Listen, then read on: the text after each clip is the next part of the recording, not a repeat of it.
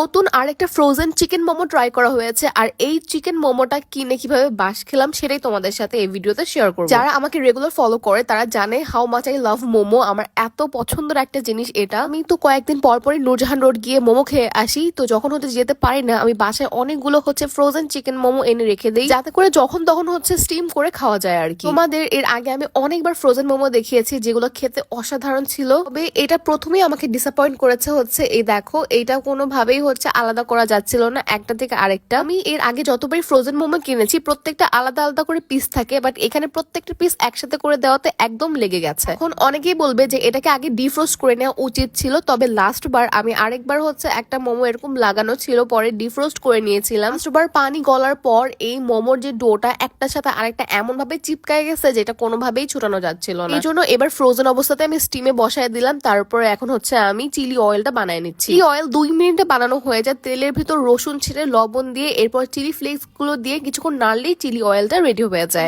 Just খাওয়ার সময় কিছু ইনগ্রেডিয়েন্ট আরো অ্যাড করতে হবে যাতে করে চিলি অয়েলটার পারফেক্ট টেস্ট আসে, সেটা আমি তোমাদেরকে এখন দেখাই দিচ্ছি। এবার কিন্তু চিলি অয়েলে আমি একটু গুঁড়া মরিচও অ্যাড করেছিলাম, যেটা ভিডিও থেকে কেটে গেছে।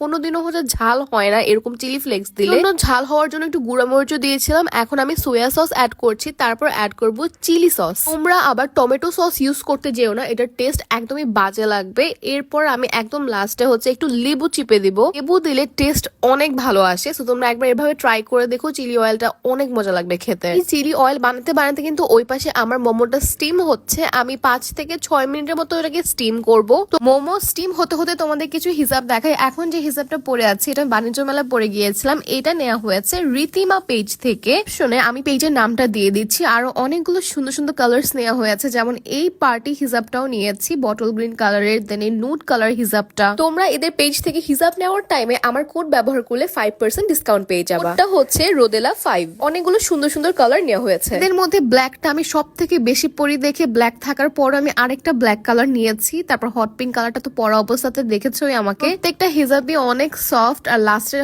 আরেকটা পার্টি হিজাব, এটা খুব সুন্দর একটা নুড কালারের মধ্যে। তোমরা যদি হিজাব কিনতে চাও তাহলে ক্যাপশনে থাকা পেজে কিন্তু নক করতে পারো। হিজাব ছাড়াও ওদের ওইখানে কিন্তু হিজাবের ব্রুচও পেয়ে যাবা, আমি দেখাই দিচ্ছি। তোমরা এই সবগুলো জিনিস রীতিমা পেজে পেয়ে যাবা।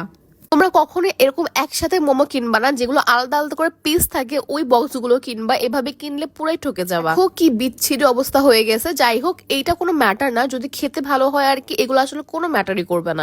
আমি যখনই একটা মোমো নিয়ে খুলে ভিতরেটা দেখার চেষ্টা করলাম, আমি কিন্তু সবসময় মোমোতে ভিতরের পুরটা তোমাদেরকে দেখাই দেই আর কি। এটাও দেখানোর জন্য খোলার পর ভেতরে আমি জাস্ট পেঁয়াজটা পাচ্ছিলাম, এখানে কোনো চিকেন নাই। ওই যে সাদা সাদা গুঁড়া গুঁড়া দেখতে পাচ্ছ, কি মনে হয় ওরা চিকেন বলতেছে, বাট দেখো এটা পুরোটা পেঁয়াজের। আমি এর আগে কোনো মোমোতে এরকম পেঁয়াজ পাইনি চিকেন ছাড়া। এখানে আমি পেঁয়াজ ছাড়া আর কিছুই পাইনি। আমি না প্রথমে একটু কনফিউজ ছিলাম যেটাকে আমি ভেজিটেবল মোমো নিয়ে আসছি কিনা, পরে আবার ভালো করে প্যাকেটটা দেখলাম, না প্যাকেটের গায়ে চিকেন মোমোই লেখা ছিল। তবে এখানে চিকেনের আমি ছেটা ফুটাও পাইনি, ওই সাদা গুঁড়া গুলাকে চিকেন বলতেছে, যদিও আমার কাছে চিকেন ওটা মনে হয়নি। এটাকে আসলে পেঁয়াজের মোমো বললে ভালো হতো, চিকেনের মোমো এটা না।